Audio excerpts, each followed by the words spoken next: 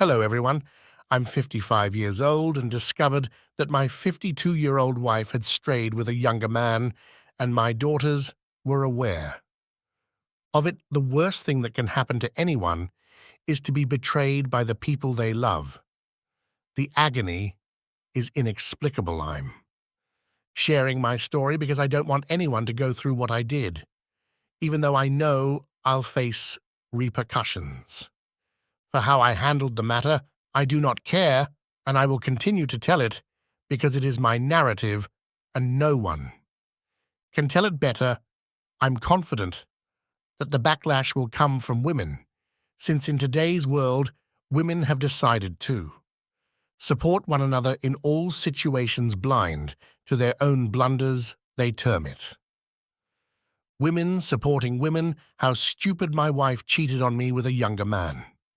And unfortunately, our daughters were aware of this, and they even conspired to get money from me and deliver it to her. Lover boy. Nothing on this planet can pain me as much as what my wife and children did to me. The grief is still fresh in my heart, but I'm starting to forgive myself for marrying a shameless harlot and picking a terrible mother for my children. She was a negative effect on them. Hello, Reddit. My name is Neelan, and I am 55 years old. Julia, my wife, is 52 years old, and we have been married for 20 years. We have 2 girls together.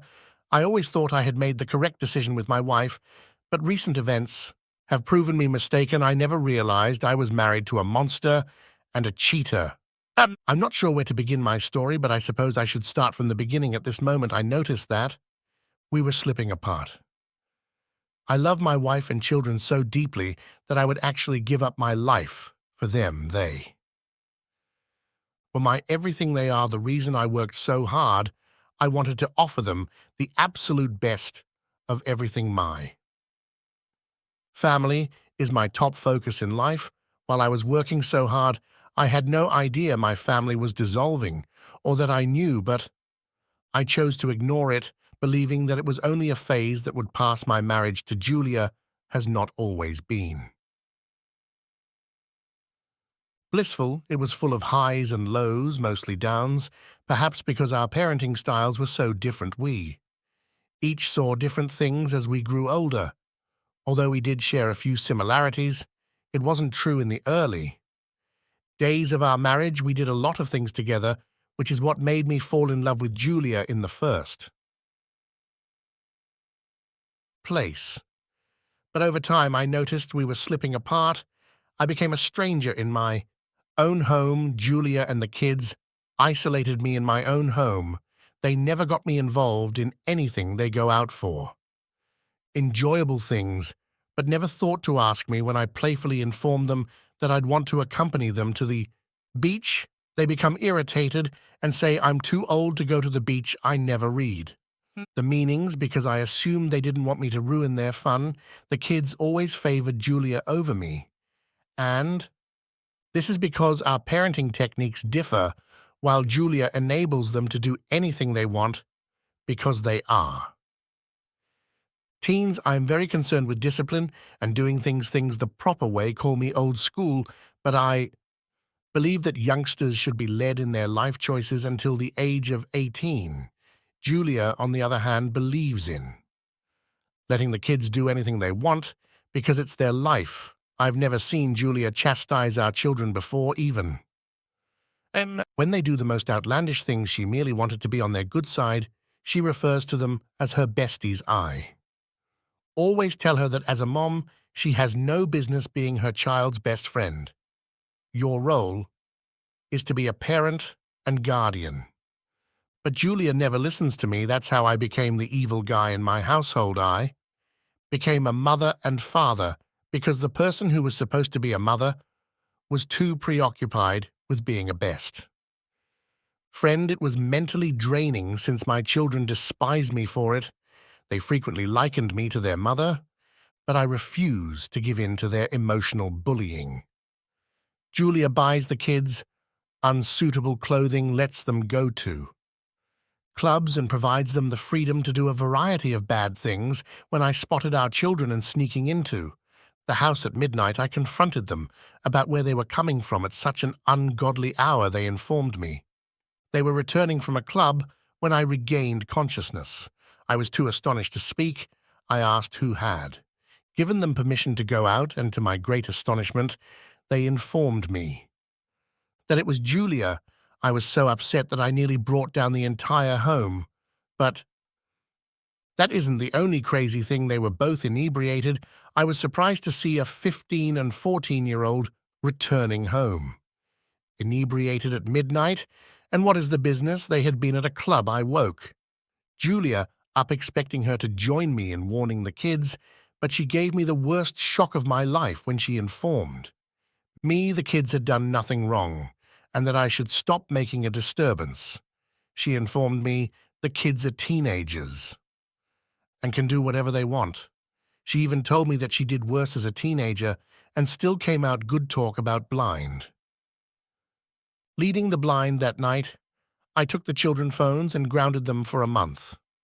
Unbeknownst to me, Julia had gotten them a new phone, a better one at that, and any time I'm gone, she lets them go out and they return. Before I do, all of these and other issues arose during my marriage. I truly regretted the day I married that Julia makes twice as much as I do, yet she never helps out around the house. I pay all the expenses while she spends her money on designer outfits and fancy fashion accessories.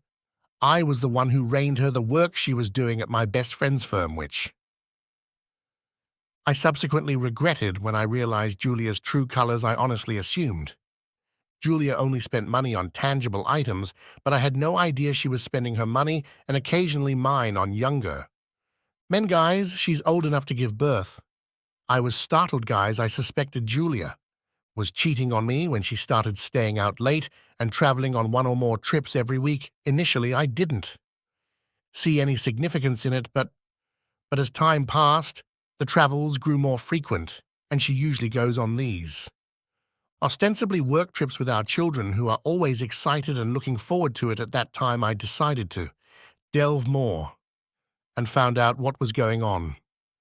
The majority of the business travels were lies. I understood this when I hired a private detective to look into everything for me.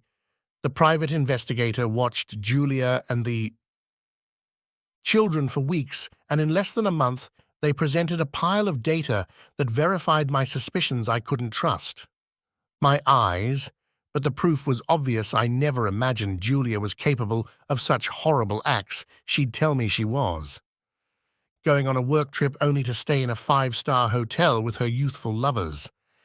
The weird part is that she travels to these places with our children. How horrible. You have to admit that when I found what was going on behind my back, I muttered something similar. I was devastated when I discovered what my loving, or should I say dumb, wife was doing. The first thing was that my children were aware of and fully supported their mother's despicable actions. I wasn't sure what to do. Part of me wanted to go chase Julia and the kids out of my home, but after considerable thought, I chose to go rest and carefully plan my revenge, knowing that chasing them out would make little difference. Instead, it would make things easier for them. Julia would continue her illegal affair, and the children would finally have the independence they had longed for. I decided to wait for the best opportunity to strike them where it would hurt the most. However, it wasn't easy for me. Pretending was harder than I expected. Waking up every day to see the face of a cheat and appearing to be happy with her when all I wanted to do was make her pay for wrecking my life was more difficult than I had anticipated. But I was patient and meticulously plotted my revenge. But something unexpected occurred along the way. My wife and children changed abruptly. If I hadn't known what they were doing behind my back, I would have believed a miracle had occurred and interpreted it as a sign from heaven. Attempting to repair my marriage, Julia and the kids were doing everything imaginable to get into my good books. The kids suddenly began dressing well, leaving for school and returning home early, cleaning the dishes, organizing their rooms and doing things they had never done before. It was stunning. Yet I was not impressed, since it seemed too wonderful to be true Julia on the other. Hand began returning home prom-lie after finishing work, no late nights and no shopping. It was like a factory reset. Everyone behaved normally how they should behave, but I refused to be deceived. At that point I realized something was wrong. Something was not adding up, but because they weren't going out, it was difficult for the private. Investigators to get to the bottom of things at that point, I resolved to act quickly, before it was too late, for if I hadn't known better, I might have fell for their repentance hoax. Julia once fell asleep with her phone in her hand. I was quite thrilled. I got up shrieking, but I had to quiet down before my scream woke her up. At that moment, I realized there was no better opportunity, and I knew I might never have another one like it, so I decided to seize the opportunity. Fortunately for me, her phone was not yet locked. I looked over and saw her speaking with a friend before falling asleep. I started to read through the chat, and I was stunned. I received all the information I needed just by reading their talks Julia was in. Terrible difficulty. One of her young lover boys, whom she cheated on me with, was blackmailing her with a sex film. Her lover boy was demanding an excessive sum of money, but Julia did not have that type of money, so her friend suggested her to take a risk and ask me for it. Then, after she receives the money from me, she can continue to have fun. I even saw her tell a buddy that I don't please her because I'm already old and retired and she needs them young. The younger, the better. Seeing those messages crushed me to bits. I was stunned by what my foolish wife said. This is someone I have given up everything for. I went through her WhatsApp and discovered another stunning fact. I realized that my wife and children have a group chat that I am not a part of. That's where they talk about everything. Whenever I'm at home, I scrolled through the group conversation and saw Julia tell the kids she was being blackmailed by her lover, how they would act nice and courteous when I'm around so they can get some money from me, and how she will stop going out for now. That way I'll believe they've truly changed and start dancing to their music, and once they get the money they need, they return to living their best lives. At that point, I couldn't keep back my tears. Whoever thinks men don't cry hasn't been betrayed by family. The more I read the messages, the more tears flowed. I couldn't take it anymore. I cried my eyeballs out, and I am pleased I did. After connecting all of the dots, it felt like a weight had been lifted off of my shoulders. I was relieved that I had not fallen for the theatrics, so at that time, I decided to teach Julia and the kids a lesson they would never forget. Update. Hey Reddit, I'm back to give you an update on how things went. The first thing I did was conduct a DNA test on our 2 children. I wanted to be sure I was the father of those 2 pampered brats. I grabbed samples of both their hair strands from their hairbrush and performed a DNA test. Unfortunately, they turned out to be my children. I answered unfortunately because if they weren't my children, I might not have been as hurt. But it is what it is. I waited for the appropriate moment to release my venom, and it arrived sooner than I anticipated. One day, Julia informed me that her parents were celebrating their 50th wedding anniversary and that we were invited. I smirked and informed her that we would all be there, including the kids. She went on to tell me how everyone will be there, from friends to relatives. I was thrilled, since this was just the opportunity I had been looking for. I was eager for the day to come. I failed to add in my earlier post that I removed Julia's loverboy contact from her phone. I threatened to arrest the guy if he didn't send me the video. I was able to obtain his whereabouts and other pertinent information with the assistance of private detectives. When he tried to be difficult, I informed him I knew where he lived and forwarded all his information to him. The dumb person Afraid for his life, immediately sent me the footage. I also told him to keep blackmailing Julia until she paid him, and that he should never divulge our small transaction to her. I told him that he would eventually be rewarded. The fool was very excited. I think I underestimated the guy's stupidity. I'd never seen a fool like that before, but I was pleased because everything worked to my advantage. I was relieved because I had finally obtained the video, and the stupid guy continued to blackmail Julia with it. I could not be happier. Seeing her depressed brings me great joy. I can't even explain how I feel. Fast forward to Julia's parents' anniversary when we arrived at the event. Everyone was glaring from ear to ear, unsure of what I had prepared. I quickly met with the technical guys and handed them the video. I asked them to play it while my wife was giving her speech, which she said would be about her parents' perfect marriage. I informed the guys that the video was a compilation of Julia's parents' adorable moments with their grandchildren, and that it was a surprise. With my plans in motion, I sat down and began to sip my wine. Soon the drama began. It was finally time for Julia to give her speech, and she was up there telling lies about her parents' fairy tale marriage. A video was playing. Everyone was shouting, so it took her some time to figure out what was going on. She assumed they were excited about her stupid speech, not realizing she was the star of the show. I could see her parents' heads bowed in shame from where they were seated. To say they were disappointed is an understatement. I thought they wanted the ground to open and swallow them up. When Julia realized what was going on, she was unable to move. She just stood there like a statue, staring at her sex video. I had forgot to tell you that I couldn't bring myself to watch that disgusting video because seeing my wife sleeping with a young boy old enough to be her son would ruin my mental health, so I refused to view the video. I also captured our kids' reactions. They were shocked, not that their mother was having an affair with a younger man, as they were aware, but that the video was projected for everyone too. See, I overheard friends and family cursing her. Some people even came to sympathize with me at that point. I left the event. My stupid kids tried to follow me, but I chased them away. They were embarrassed too, but I drove them home to their mother. I mean, that is their best friend. They could support her in times of trouble. I left them at the event and returned home to continue the next phase of my plans. When I arrived home, I threw Julia's and the kids' belongings outside.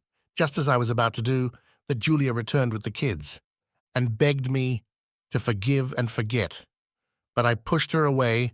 Our kids wanted to help, but I gave them both dirty slaps. They'll never forget in a hurry, that is. How I chased them away that night. It was late, but I didn't mind. Something in me died the day I stumbled across those chats. I don't think I've gotten over everything yet. It still hurts any time I remember my wife and children plotting things behind my back. The next morning, Julia's parents called me. They asked me to come see them. I knew why they were calling and didn't want to go, but out of respect, I decided to leave. When I arrived, Julia and the children appeared to be homeless.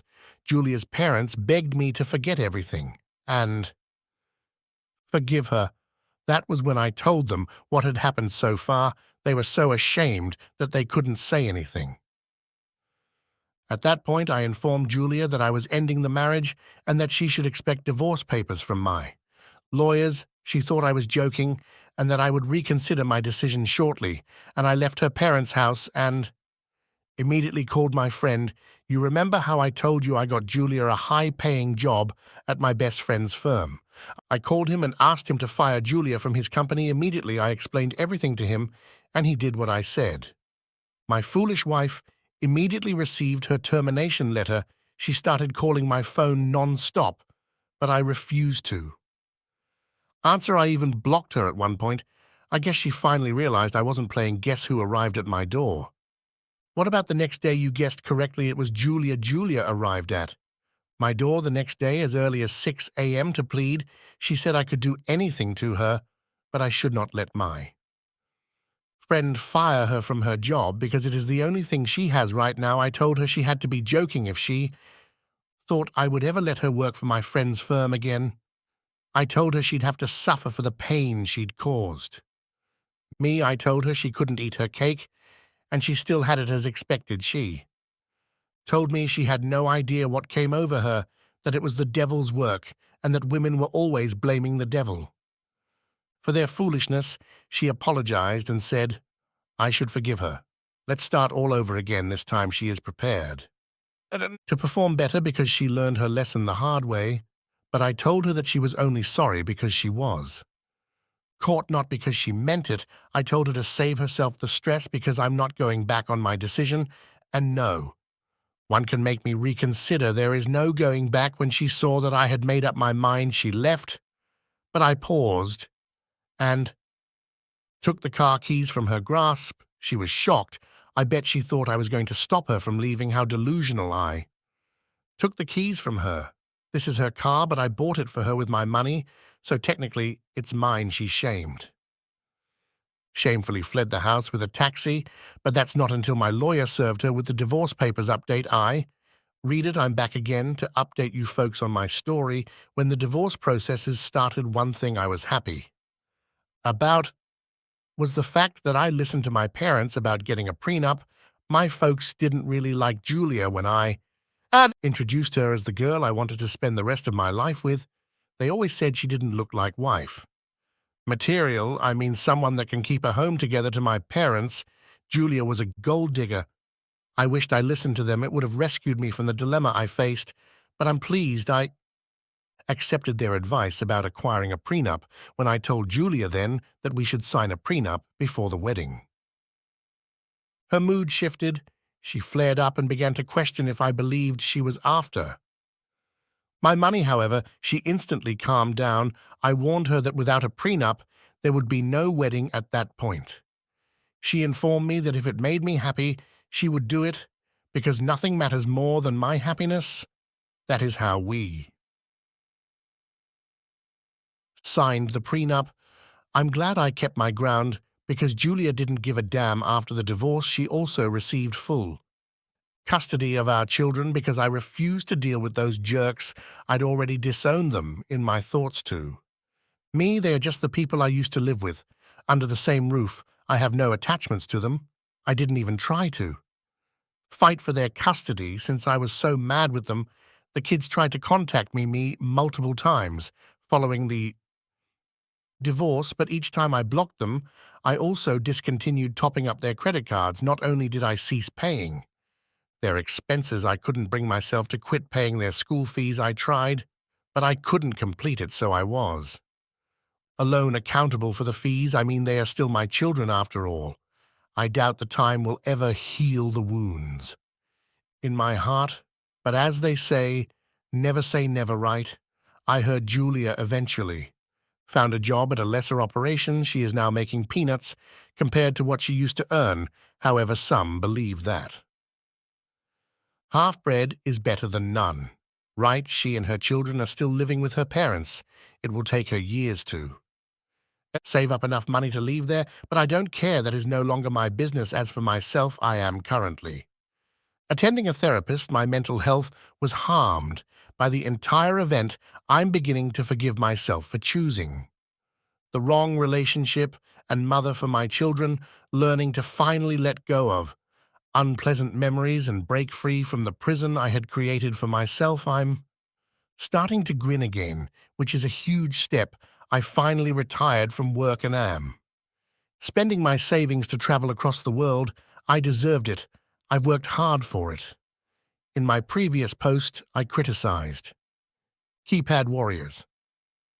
I just wanted to let you know that I don't care about your opinions. I did what I did, and I have no regrets. Learn from my story. Young folks, please think carefully before for choosing a life partner, and understand that you are not only picking a wife for yourself, but also a mother for your children.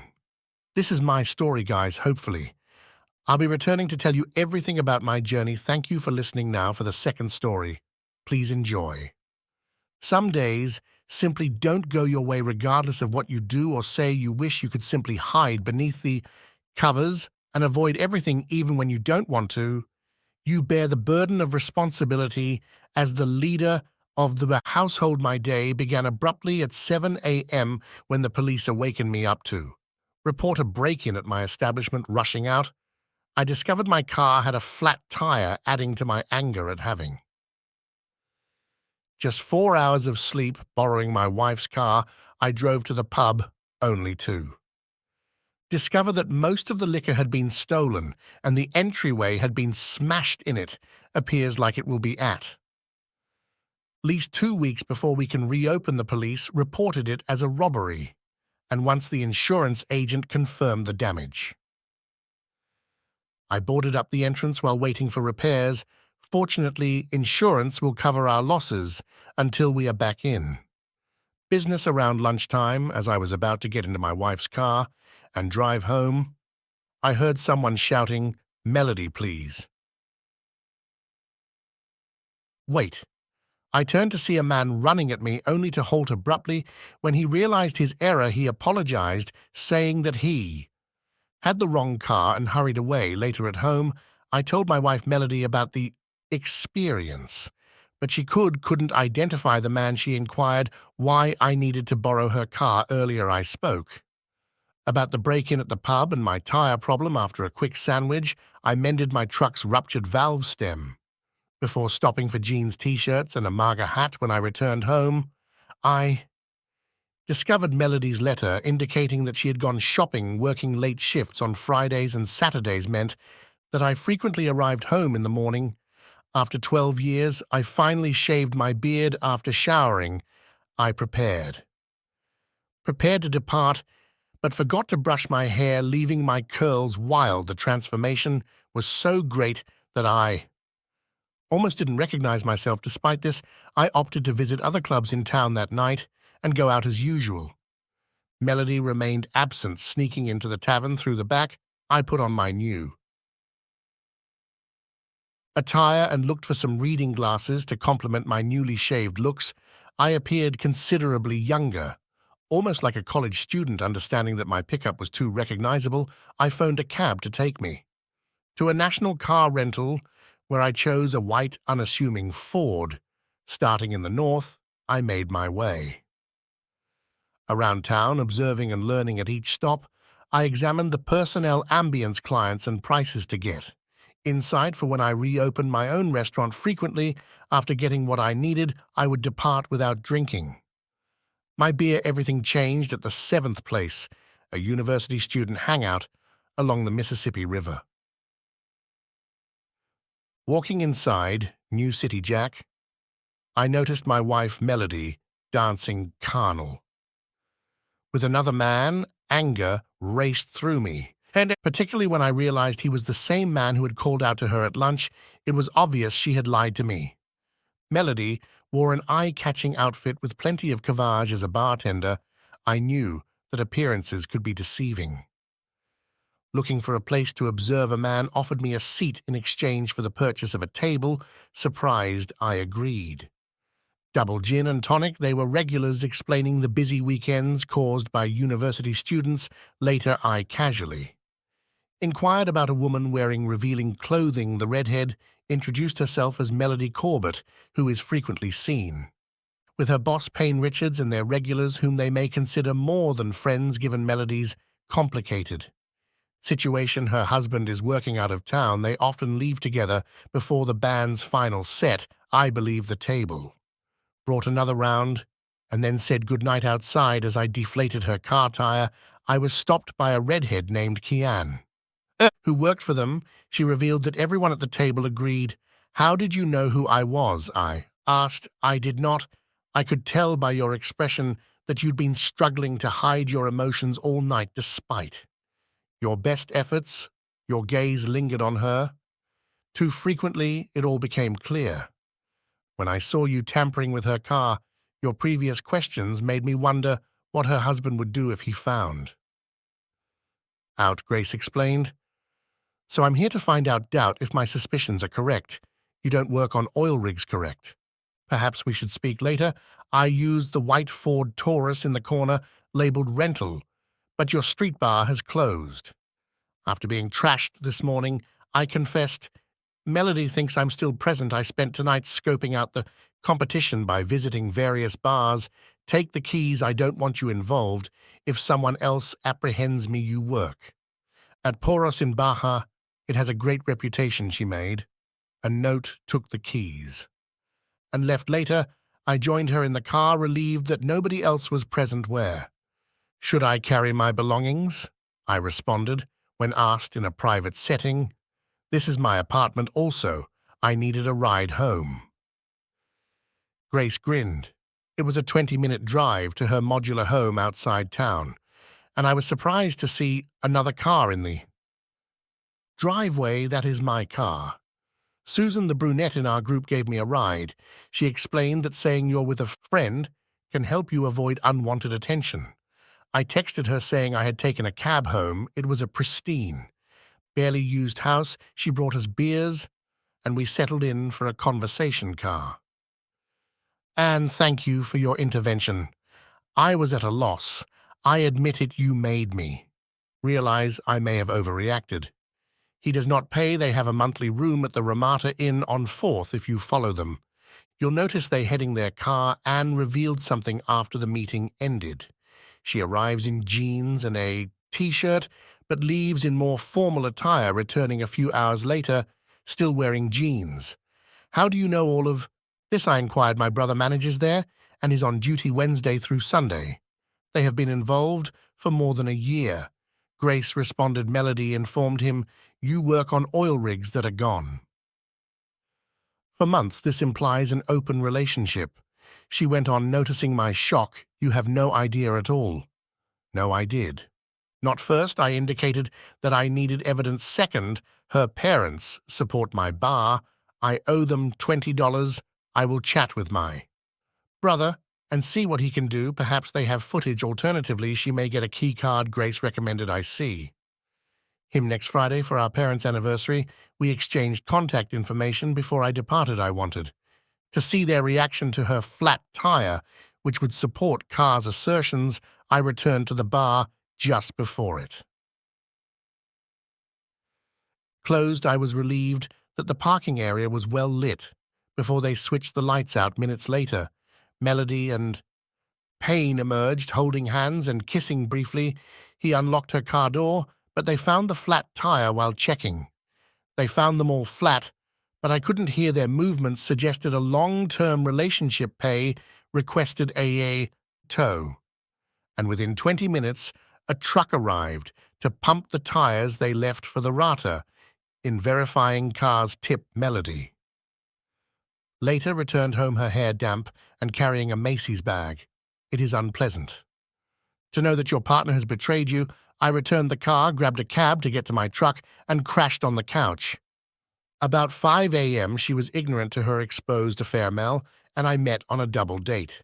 And her mesmerizing eyes grabbed me in immediately. Despite her father's strictness, she drew me over, and I visited her every weekend against my father's wishes, gradually winning him over through persistence. She attended college, whereas I took online business classes while working. By her sophomore year, she had become engaged. During the visit with her father the next summer, we explored restoring the dark old bar, which was up for sale. At the time, he agreed, loaned me money from his retirement fund at 6% interest, and assisting with the renovations. We worked together to dramatically reduce labor expenditures. Over the course of a decade, I decreased the debt from $200,000 to less than $20,000, tripling its value. Melody's parents encouraged us to start a family, but she was hesitant. I rapidly learned I wasn't considered qualified to be a father and secured a business loan. I paid off her father, who then returned the final payment. I cleared the bank loan after profiting from selling the bar's plans and receiving his confirmation, leaving only an unsecured overdraft. My bar was being repaired and altered, but my wife was completely unaware, preoccupied with her own affairs. On Friday night, disguised again, I messed with her car's exhaust and his corporate car's petrol tank inside their favorite pub. They were oblivious to everything except each other, and their actions drew attention. Grace Ann remained close, offering assistance. I bribed thee. Bartender for a video competition, while requesting discretion, he questioned about my plans, pulling out my wallet. I muttered for your eyes only after validating my identification. He smirked, eager to help get back at the betraying. Woman he hinted at procuring Spanish fly for a special after-hours celebration next Saturday, which coincided well with the bar's reopening on Thursday's Spanish fly. A powerful aphrodisiac was frequently prescribed to couples battling with conception. That stormy night, I feigned sleep when I heard Melody get home at 3 a.m., engaging in a long phone call the next morning.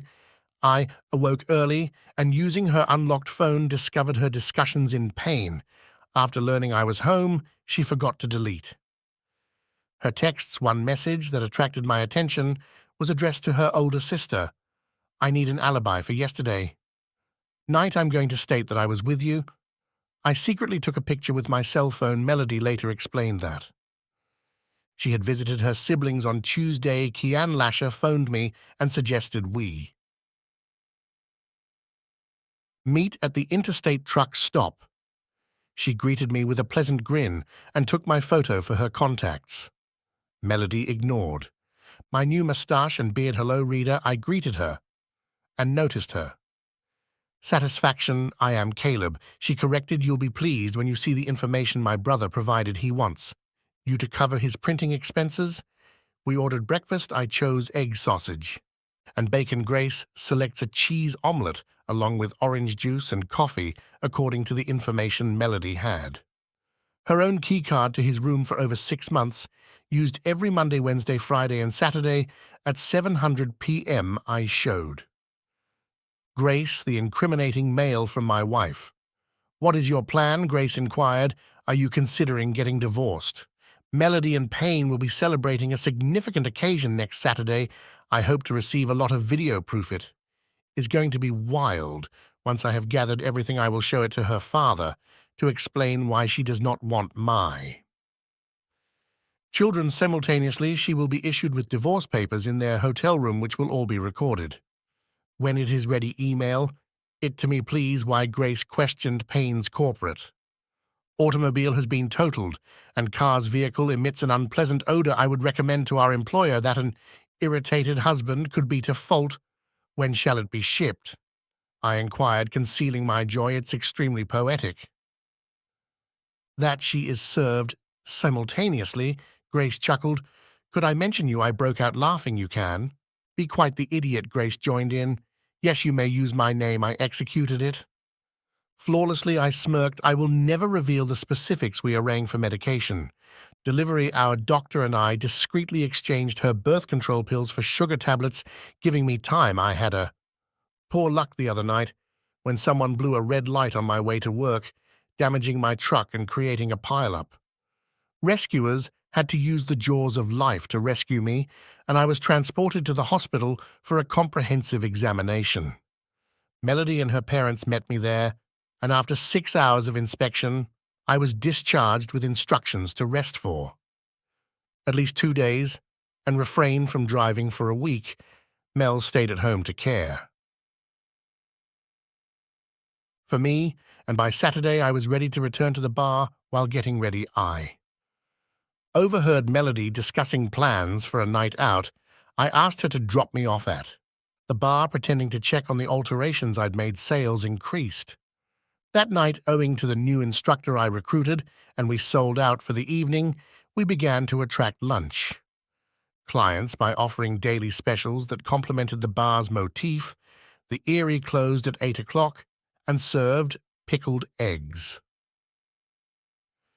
and sausages. An elderly gentleman retired, yet remained restless, proposed a partnership, setting up his kitchen, and demanded 10% of the revenues. His scratch-made delicacies, such as shepherd's pie and Irish stew, received high reviews, prompting the hiring of new kitchen personnel. Grace and Lazar entered at 830, accompanied by her friend Susan, dressed in gorgeous Irish-themed clothes. They sat at a table and enjoyed the folk music and Irish tunes. Carrie Ann's green attire garnered notice, and I treated them to specialty drinks with the words, "Compliments of the house, hello Caleb." Kian commented, "Thank you for remembering our preferences. This is my pal Susan." I shook Susan's hand as she excused herself, briefly ordering a ginger ale. I had kept a decade-long pledge not to drink at my own bar. Returning to the table car, Anne moved seats to sit alongside me, but Susan appeared unconcerned. Kian announced that she had taken her seat before others arrived. "Susan Caleb is Melody's ex-husband." "Really?" Susan exclaimed. "Yes, it is correct. I confirm when we first met I was exploring the town while my pub was being renovated. Grace caught me doing something I shouldn't have, and after we talked, I ended up giving her a lift home. We have been buddies ever since." He had no idea of his wife's activities while he was at work. Kian explained, "That is why we are here today. I wanted to make sure he wasn't alone."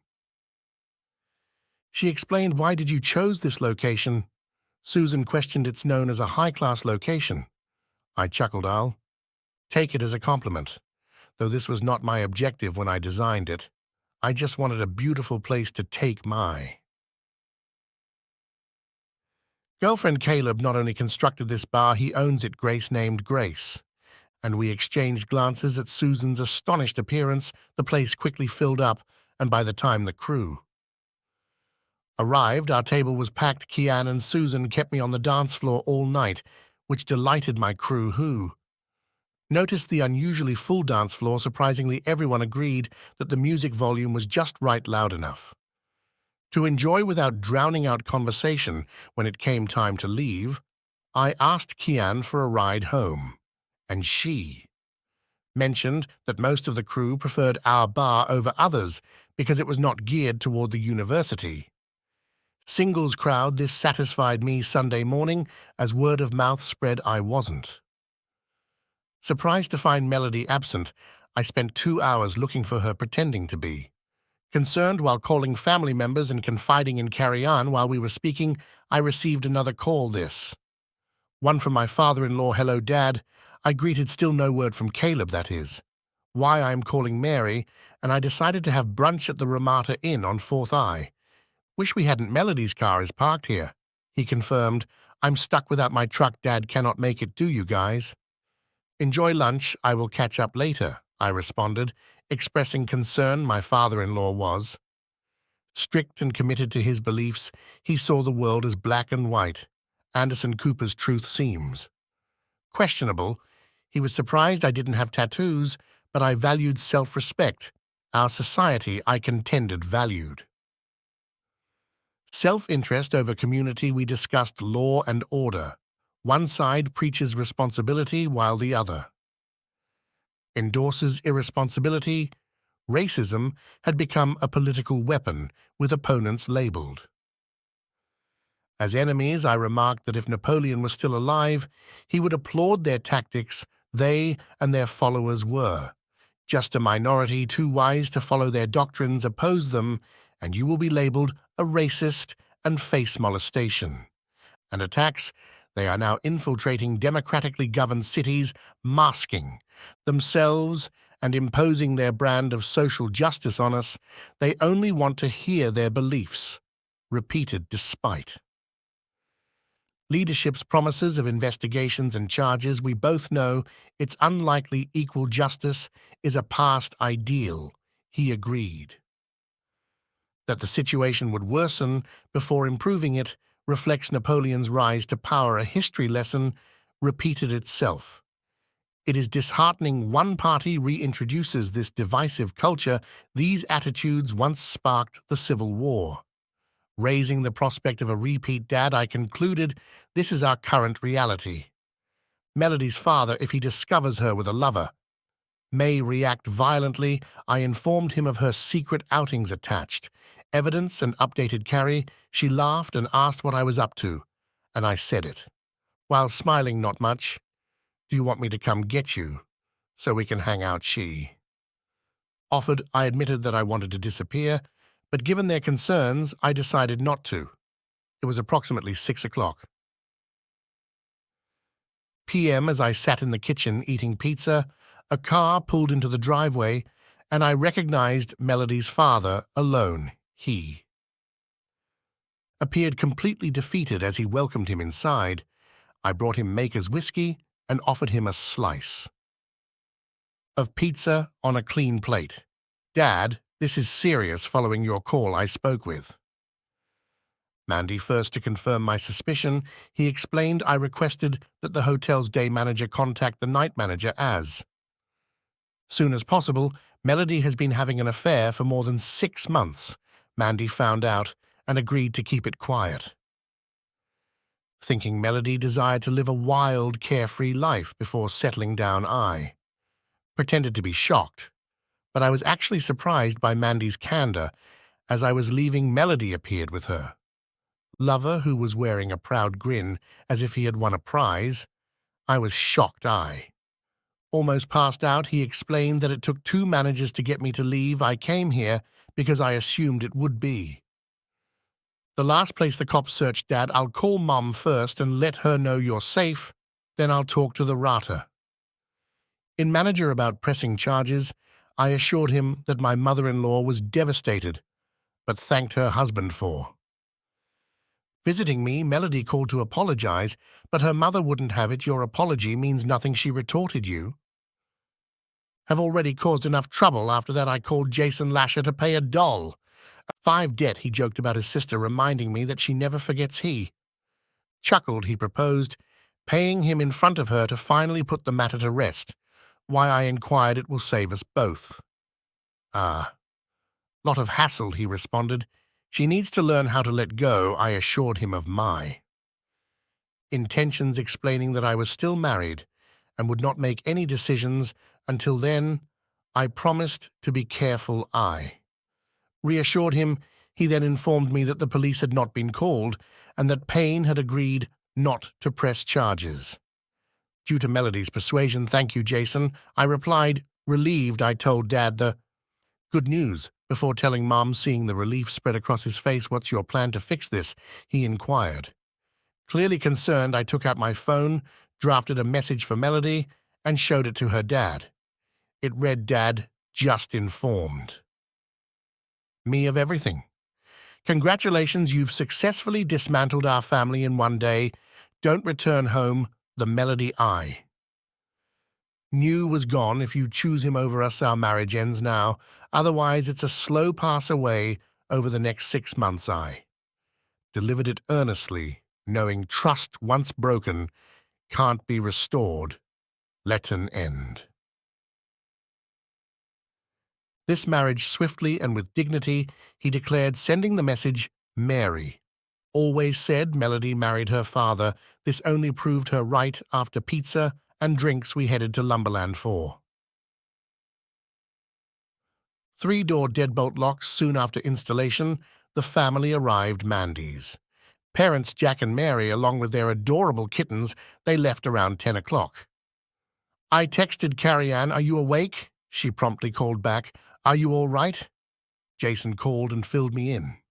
Grace inquired, "Payne's got 2 black eyes and a broken nose. Your father-in-law gave him a punching before Jason intervened."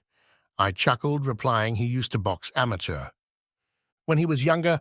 I'd love to witness that. I remarked, "After the incident he came here lost. I learned from your brother that no charges were filed, so I updated the family. They had gathered to discuss the situation and had already left." "What about Melody?" Grace inquired. I shared that my father-in-law had posed the same question. I mentioned sending Melody a message and asked him to read it, to which he responded, "Let's end this marriage with dignity," and sent it. "Your father-in-law spoke for you. Couldn't you forgive her and give her another chance?" Grace questioned. "No to him.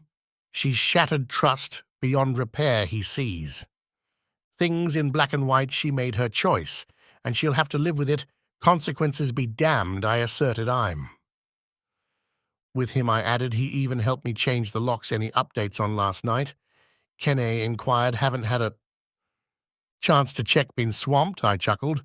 But I suppose it doesn't matter now, I'll stick to my promise, give it until Monday night. Grace assured. From what I've gathered, it might surprise you. Why is that I asked. Word is the bartender at New City Jack has a history in certain types of videos. Grace chuckled. If that's true, it wouldn't shock me if he took advantage of the situation. Are you serious? I queried. Absolutely, Caleb, but back to business. When's our official first date? How about on the day Melody gets served? I suggested with the grin. I'll even arrange for her to be served at the office. Remember, you're sending red roses beforehand. I want to drive home the point that she's violated my standards of fidelity. Grace remarked. Tomorrow at work will be quite intriguing. After ending the call, I reflected on what I knew about Grace, and she was around 24, unmarried, and attractive, standing at about 5'8" in tall.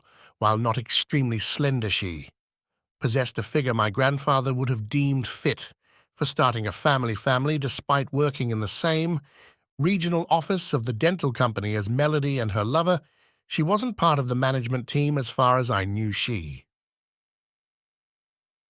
was discerning about who she let into her life, maintaining close ties with her family and inner circle, which included me. Enjoying dancing and drinking, she was sociable like me. However, Grace, with her cautious nature, left me with more questions than answers. Her level of education seemed higher than her current position suggested, hinting at underlying complex cities. As I prepared for bed, I hummed, "Hey Kay Ann, what's the game anyone can play?" anticipating the challenges of Monday. I arranged for my assistant to manage the bar until I resolved my personal matters. Mandy arrived with Jack's truck to assist in packing her sister's belongings.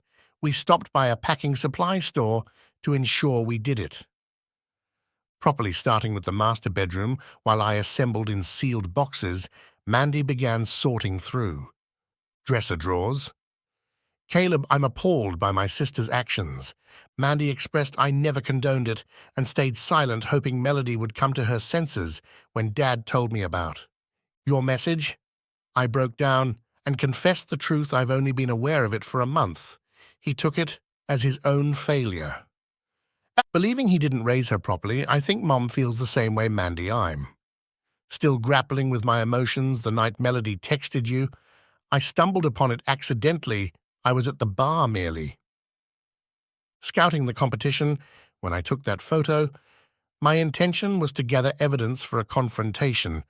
I never anticipated it would unravel like this, and I deeply regret it. Didn't you inform or that the bar had been broken into and was closed? She inquired. I did, but looking back, I realized she heard but chose not to heed. I should have recognized it as her way of signaling the end of our marriage. Melody was always shielded by our father, as was I.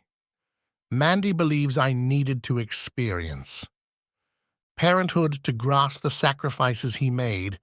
I strive to instill those values in my children. Melody, even from a young age, lacked a sense of right and wrong.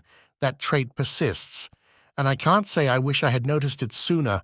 I often think about your parents. I admitted few can claim their father-in-law as one of their closest friends. As Mandy reached her sister's carnal garments, she requested sewing scissors, which I promptly supplied before packing Melody's underwear. She cut out the lap in between the cups of the bras, perhaps sending a message to her sister.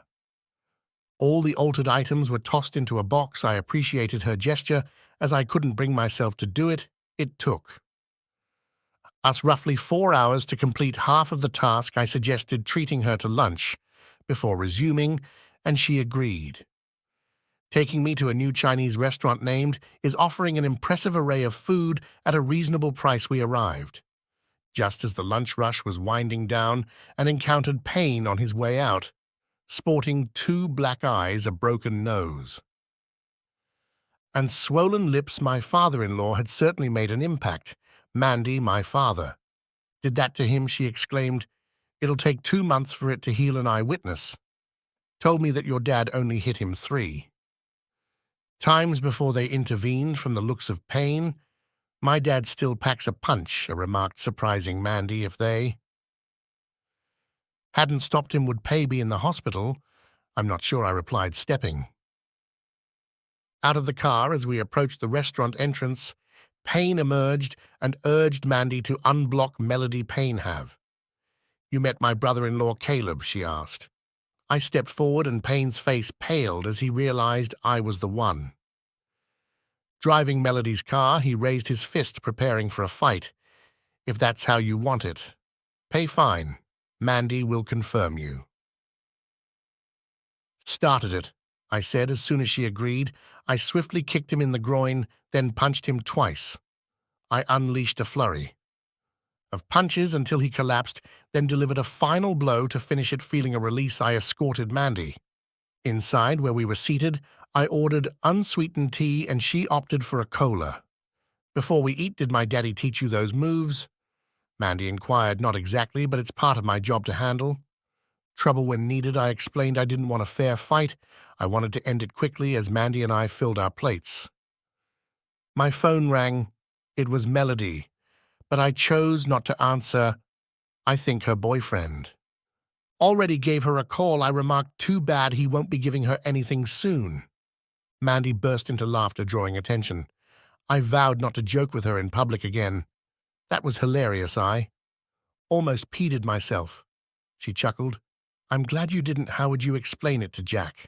I might have yelled, flash flood. I teased. Stop it, she said, laughing. Once more after lunch, we resumed packing. Until 5 o'clock, when we unloaded at Jack's storage unit, I paid the deposit and rent. Leaving the keys with the owner, I texted Melody to update her. My insurer called with a low offer for my total truck, so I requested a replacement with similar mileage. This would cost them more in the long run. Returning home, Grace and Susan were waiting. I introduced them to Mandy as Melody's colleagues and invited everyone inside. Mandy informed Jack of the situation, and we all relaxed with some beers. We stopped by to check on you, Grace said, and to see if you'd like to join us for dinner, added Susan. Several people had a rough day at work. She continued. Payne was seriously injured this morning and went to the hospital this afternoon. Melody was apartment hunting during lunch. I can't say I feel sorry for any of them, Mandy replied. We spent the day moving Melody's stuff into storage. Caleb let me pack her underwear, making it easy access for her. Future lovers. I notified the company via email about Payne and Melody's misconduct. Anne explained. Attached was a picture of Payne's face after Melody's father caught them. I made it clear that office romances, especially long-term affairs, were unacceptable. Do you hate my sister that much? Asked Mandy. No, I despise her behavior. I come from a home where we're responsible for our actions, Grace said. If we accomplished something excellent, we were praised. If we did something terrible, we faced consequences. I just think they got away with it for too long. I excused myself to accept a call from the bar. Later, Grace filled me in on what I missed. So, Kian, how long have you been in love with Caleb? Asked Mandy. Sincerely, the night I met him, he discovered his wife's adultery. Grace recounted. I witnessed him suppress his wrath until he left the site. Instead of confronting her openly, he deflated her tires. He didn't want me involved. Displaying his consideration, he was prepared to face repercussions alone.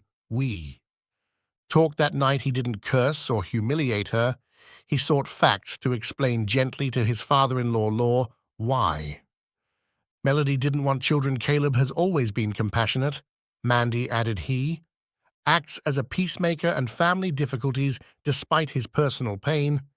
You have my consent, but if you damage him, I will not hesitate to intervene. When your father learned about Melody and agony, he traveled here to be with Caleb. Grace admitted. Did you know that he sent the SMS that terminated their marriage? No, I did not. That explains why. They did not highlight our efforts to reconcile. Mandy replied. Called Jack and the kids to meet us at the bar I gave Instructions: I am preparing dinner for everyone, including Susan and Grace. Allow me a moment to change. When I returned, I found Mandy gone, and Susan in the kitchen.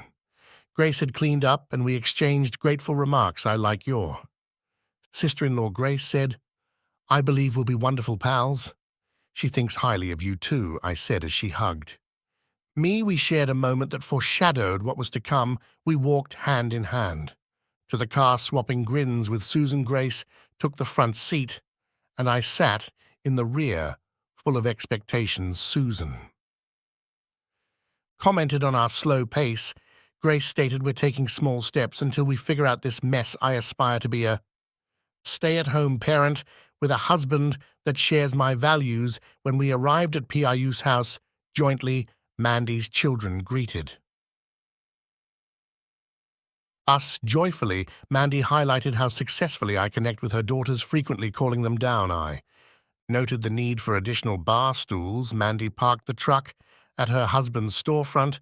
Even older patrons praised the shepherd's pie. Grace, who sat next to me, shared a dessert prepared by the chef. Grace sipped my drink. I was surprised to find that didn't taste like alcohol. She muttered teasingly, and I reacted with a vow I made to myself not to drink before opening the bar. Tears welled up in her eyes, and she appeared proud. My assistant reported increased bar sales and food sales totaling more than $1,000. I paid my charge with my debit card to emphasize the value of honesty to my employees. Not everyone agrees, Grace stated, but when you think about it, it all adds up. I left a 20% tip when I paid the bill. Then Susan and Grace drove me home. When I opened my email, I saw a video from a bartender called Jack that captured the events of Saturday night. It was called Surviving University Night and starred Melody and Payne. The movie had legally witnessed contracts and was now available for purchase on an adult website. I texted Grace the news, mentioning that Melody would make sure her parents never saw it. Grace eventually arrived, having undergone a noticeable transformation. I'm stunned, I said. Who are you, and what are you doing with my Grace? Do you like it?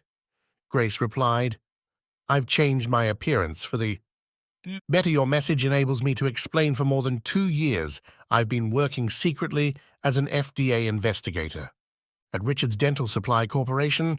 Kian revealed that they've been selling tainted products from China while concealing their sources through several companies.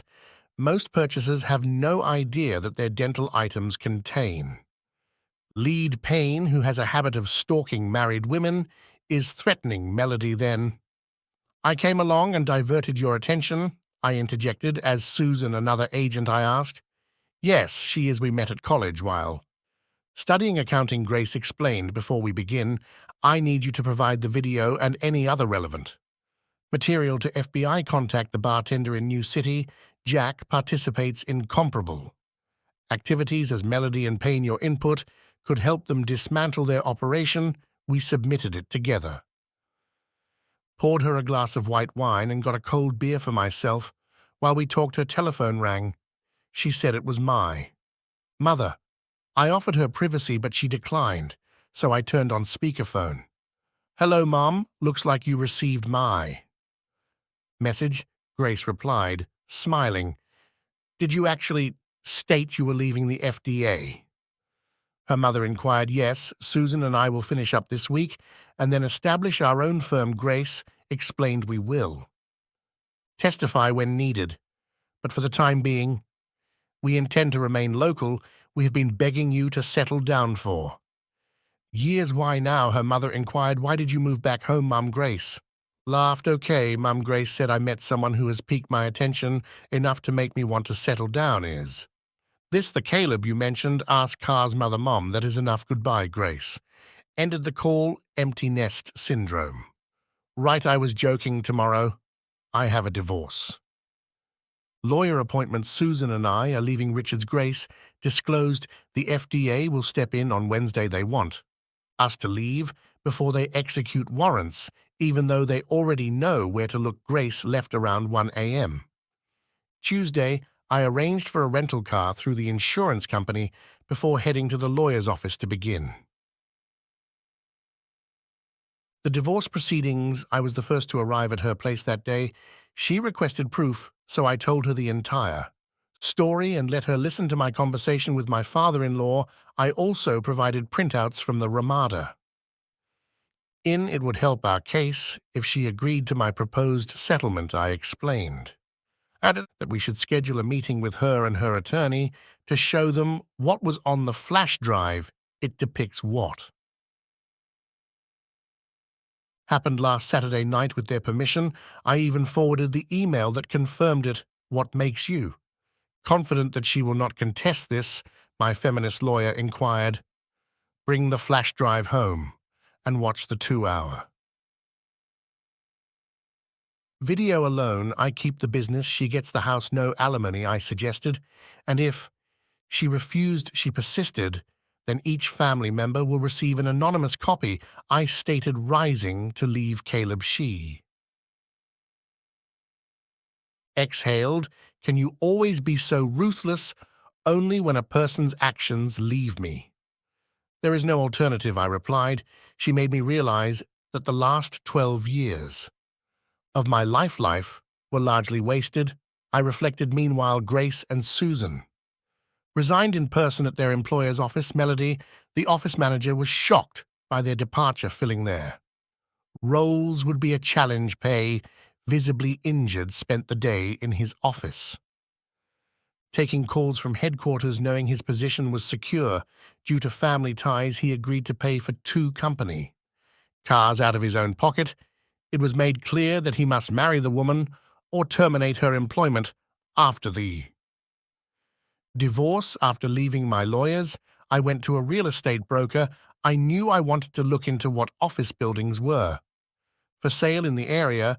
One of them he believed could be a gold mine if the new owner could find a reliable anchor that a biker store on BDA was only 5 blocks away from downtown. It was now owned by the bank I was doing business with. He stated that he believed the bank was tired of its current appearance and needed a little facelift, including interior painting and landscaping. The 3-story structure could be cleaned up quickly while attracting attention. After examining him, I agreed. We returned to his office and prepared a proposal with a low price contingent on obtaining financing and inspection approval. I asked him if I could show the potential client a space that I believed would be ideal for him. He handed me the keys and instructed me to return them around 2 p.m. tomorrow. I texted, could you and Susan stop by the bar? I need to show you both something. She quickly replied, sure. I called my father-in-law and asked if he could spare an hour or 2. He asked me why. I explained that I was afraid I'd have to sell the bar to settle the divorce case and that I needed to start planning for a new beginning. I was looking into an office building and wanted his opinion. He agreed, so I picked him up. We walked through the building, inspecting the electrical. He pointed out a few items that the building inspector would overlook but could be used as bargaining chips. He inquired about their request. I told, then explained what I was offering. That was a smart move, he said. You can always go up, but not down. Personally, I believe you should go for it. You need a few new anchors. Do you have anyone in mind? I said just 2 ladies starting their own accounting firm, which is currently working with Melody and me, because I may be forced to sell Basia. He smiled and offered, if you secure it, I'll help renovate the space to accommodate both of you. It is more spacious than your current location and has plenty of parking. Em speaks highly of them. She believes they are trustworthy. Thank you, Dad, I acknowledged. Do you think Melody will try to take over your business during the divorce? He inquired. It is unlikely that the Melody I once knew will survive, but the one I'm divorcing is likely to, I replied. Sheck, shift the blame onto me to justify her actions. My father-in-law seemed taken aback. But that is not correct. That isn't what you or I know. I asserted name one scenario aside from a legal contract, where truth may influence a decision I cannot, and neither can you, in the divorce proceedings. It all depends on what the judge believes. If Melody and I had children, I'd be screwed in any court size, he lamented. But it's unjust, he argued. Dad, we understand your sentiment, but we are in the minority. We still hold onto notions of right and wrong nowadays. Most people only prioritize themselves. The era when society benefited collectively is long past. I mentioned that California, the so-called promised land, is experiencing an increase in homelessness. Most people's perception of reality is limited to what the media feeds them on a given day. Later, at the bar, my realtor informed me that they had accepted the offer but would not provide financing. Despite my loyalty, I began looking for financing through Lending Telecom Karma and provided my tax returns for the previous 5 years to demonstrate my commitment. Susan KY and I strolled through the vacant ground floor of the building I wanted to buy, which had previously housed a call center. I explained my vision for a new bar and restaurant, then asked about their office requirements. Susan admitted that they couldn't afford the finishing costs. That's why we're looking for move-in ready options. Determined, I decided to cover the cost myself and expand the space as the bar gained traction. I will know about financing by Friday. I expect to pay less for the building than its appraised value. I assured them that Melody's father would help with construction, lowering costs significantly. Why go through all of this? Grace questioned. The court may order me to sell Bite You as part of the divorce settlement, so I'm planning ahead. I explained candidly.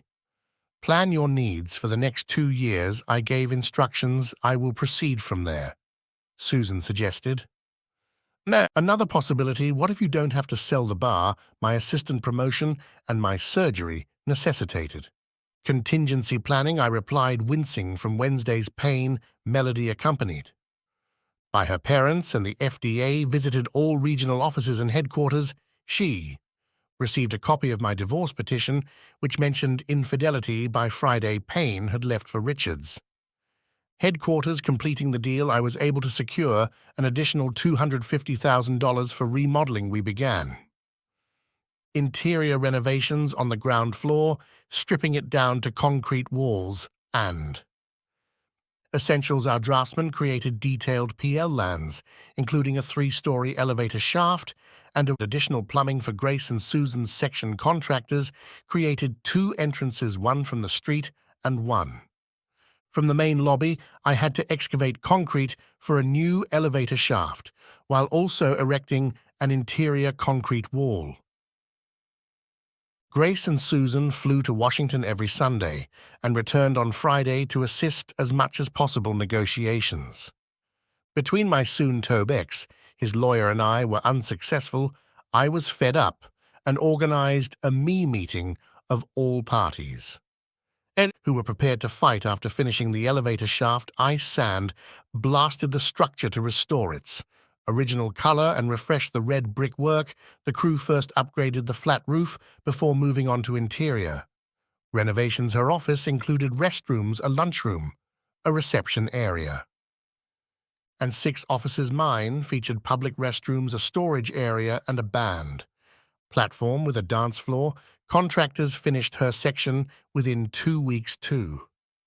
More office buildings were purchased. Nearby 2 were sold and turned into a new Bank of America branch. The local newspaper heralded neighborhood redevelopment.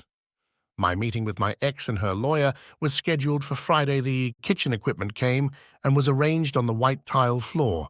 An oak bar counter was built and dark pine laminate flooring was installed.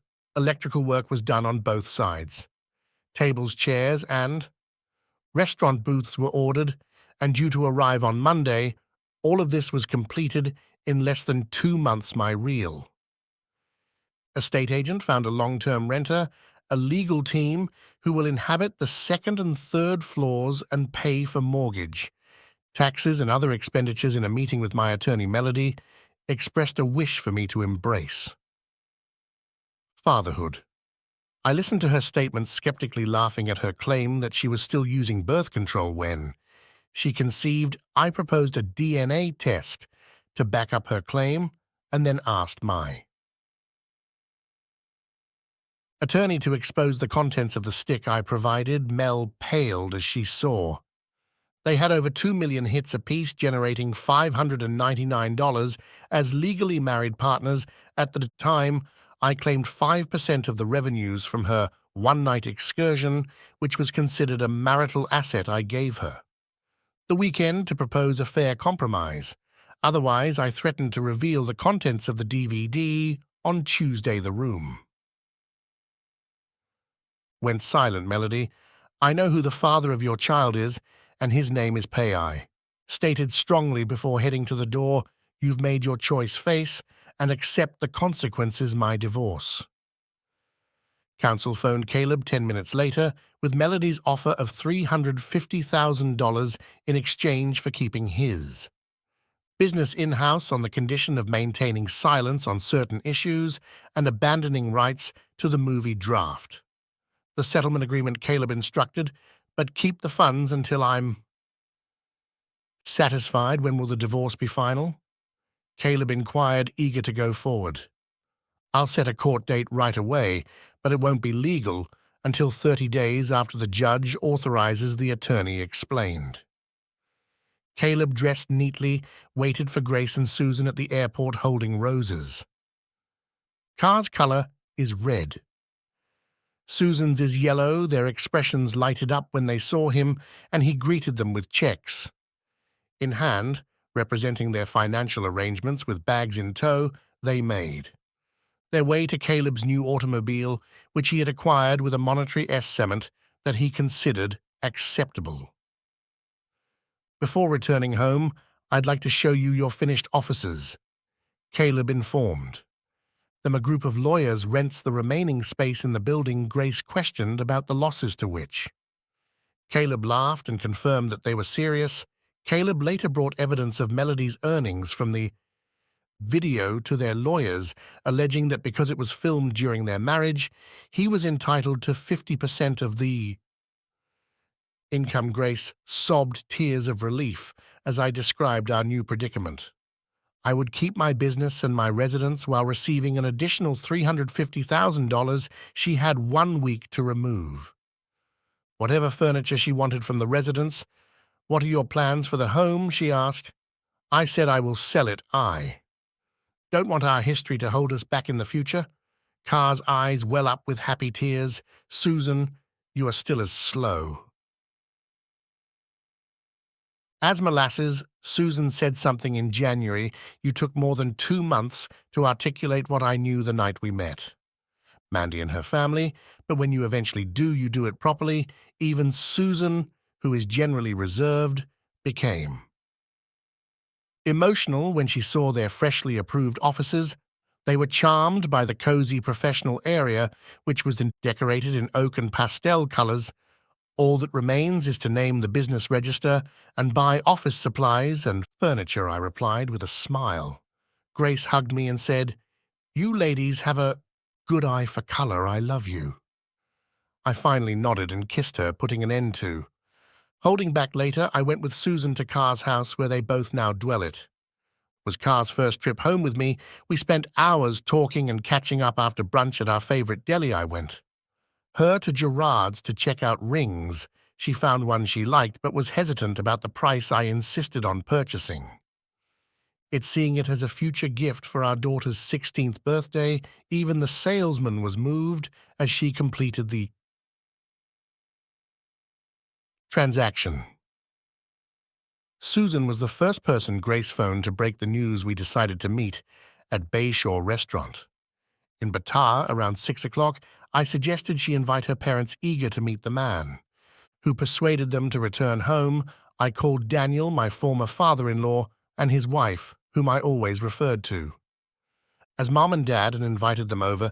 They cheerfully accepted. I shared that Melody with them, and we reached a divorce agreement set for next week, learning that Melody and Payne had announced their engagement, but had not spoken. I asked Mandy to bring the entire family I arranged for the chef to prepare a special meal. While explaining the occasion, he promised a traditional Irish lamb stew and cider with his own.